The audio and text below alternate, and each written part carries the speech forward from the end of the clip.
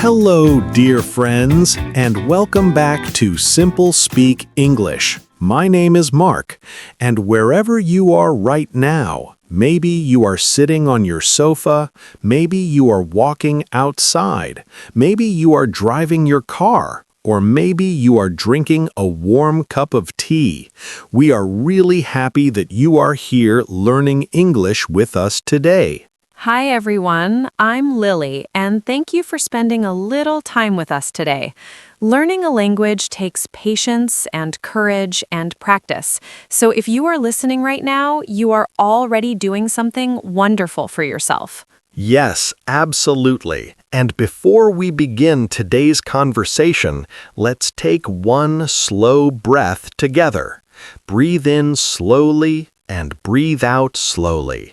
Relax your shoulders because today's lesson is calm, simple, and very practical. That's right.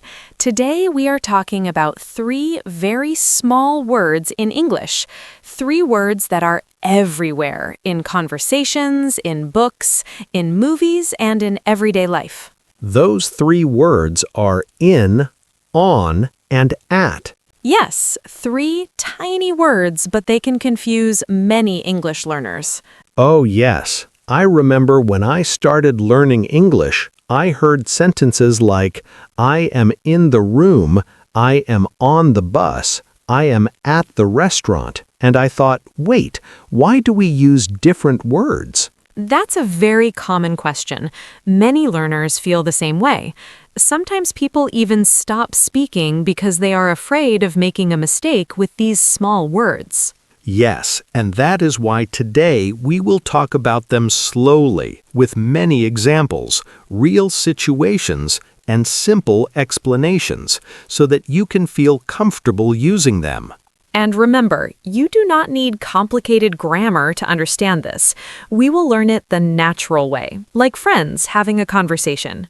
Exactly. And before we go deeper into the topic, we want to say a quick thank you to everyone listening. Yes, if you enjoy learning English slowly and naturally, please consider subscribing to our channel. When you subscribe, you help our little learning community grow, and you will never miss a new episode. Thank you so much for your support. All right, Lily, let's begin with a simple question. Okay, I'm ready. Where are you right now? Right now, I am in my living room. Ah, interesting. You said in your living room, not on your living room. Yes, because I am inside the room. So that already gives us our first idea.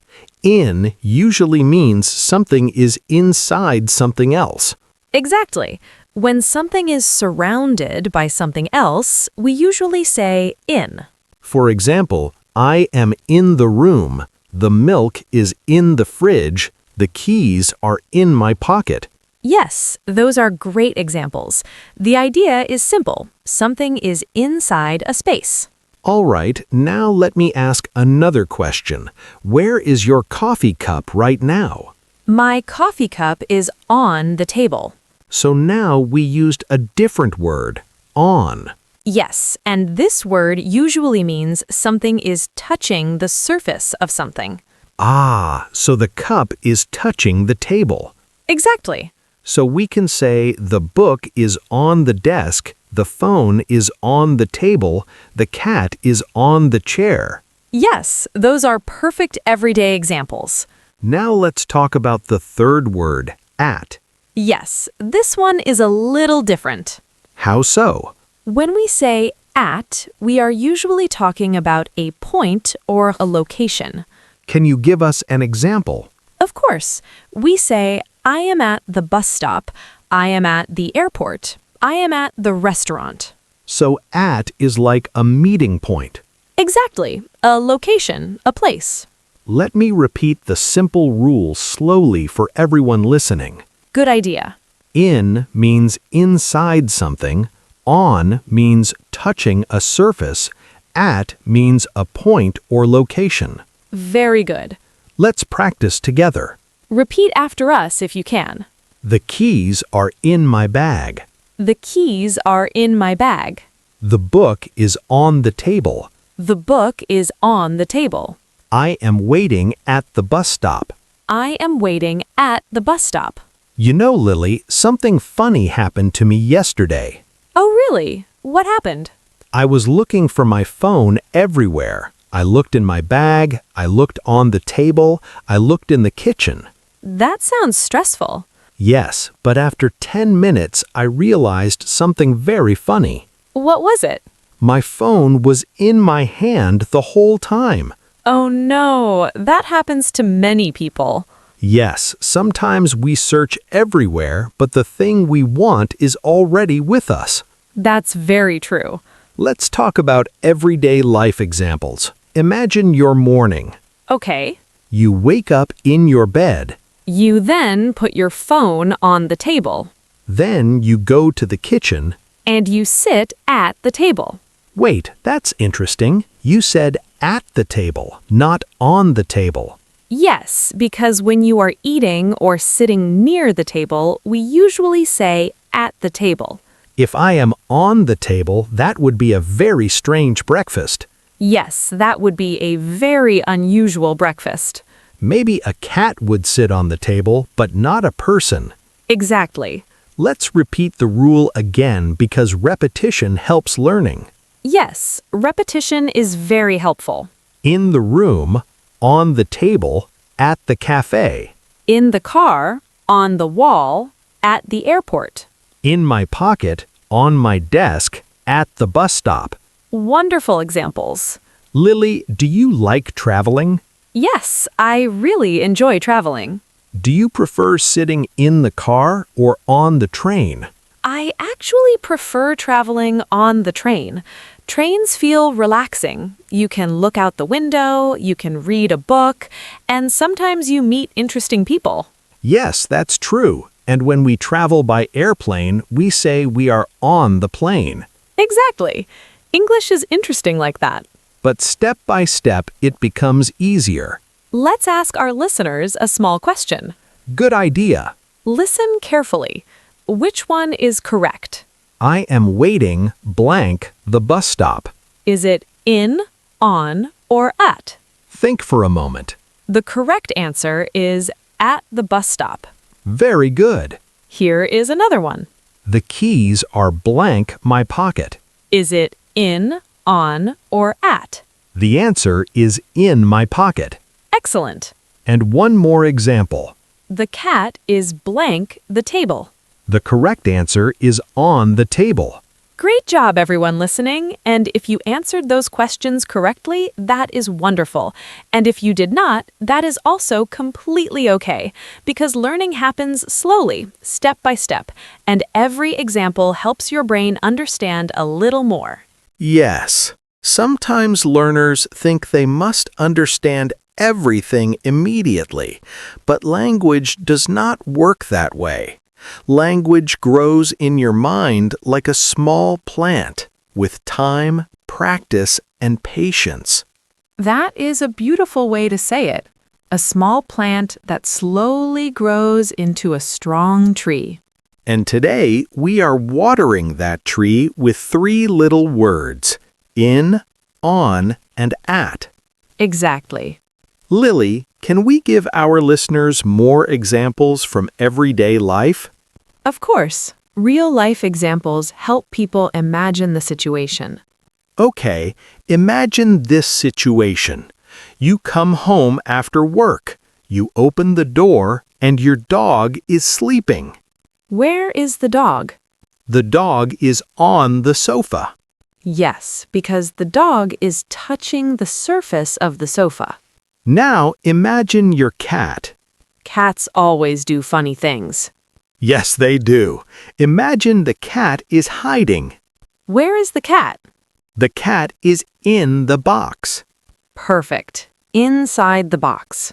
And imagine your friend is waiting for you outside a cafe. Then your friend is at the cafe. Exactly. Let's try another everyday story. I like stories. Imagine a student in the morning. The student wakes up. The phone alarm is ringing. The phone is on the night table. Yes, Then the student looks for their backpack. The backpack is in the bedroom. Then the student meets a friend before class. They meet at the school entrance. See? In, on, and at. All in one small story. That makes it easier to remember. Yes, stories help the brain connect ideas. Lily, do you remember when you were learning another language? Yes, when I was learning Spanish. Were you ever confused about small words? Oh, yes, many times. Sometimes the small words are harder than the big words. That is very true. Sometimes learners know big words like environment or communication, but small words like in, on, and at can still feel confusing. But the good news is, with enough examples, they start to feel natural. Let's try a fun imagination exercise. Okay, Imagine a kitchen. I see it. There is a bowl on the table. Inside the bowl, there are apples. So the apples are in the bowl.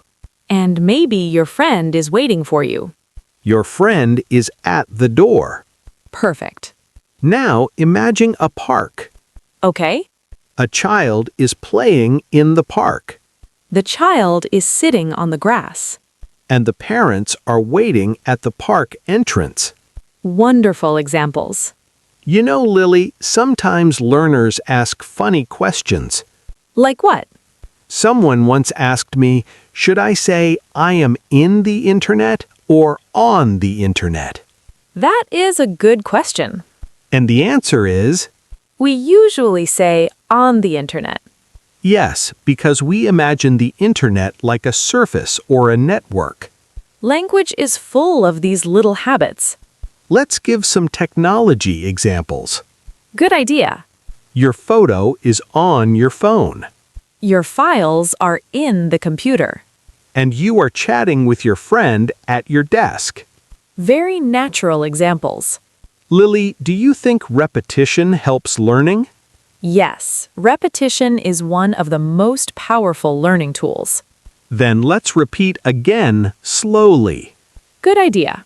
In the room, On the chair. at the station, In the bag. on the desk. At the restaurant. Wonderful. Let's invite our listeners to create their own example. Yes, if you're listening right now, think of one sentence.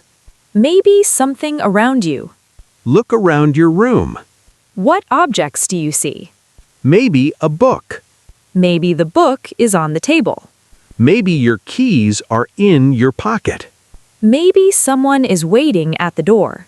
Simple sentences like these help your brain learn naturally. Do you want to share another funny story? Oh yes, I remember something embarrassing. Oh no, I like these stories already. One day I was meeting a friend at the cafe. Okay, I arrived early, so I sat at the table. sounds normal so far. Then I accidentally spilled coffee on the table and also on my shirt. Oh no, Yes, coffee everywhere. that must have been embarrassing. Very embarrassing, but also funny later. These small moments make good stories. And they help us practice English too. Exactly. Let's do one more mini quiz for our listeners. Good idea.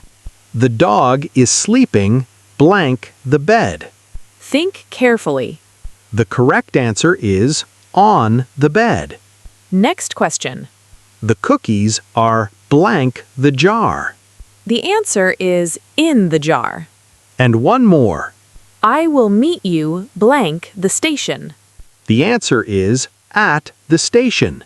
Wonderful work, everyone.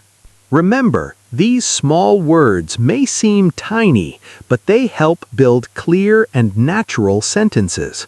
And the more you hear them, the more natural they feel. Thank you for spending this time with us. Keep practicing, keep listening, and keep speaking whenever you can. We are always happy to have you here at SimpleSpeak English. And we hope you continue learning in a calm way, on your own journey. And always remember, progress happens step by step. See you next time, dear friends.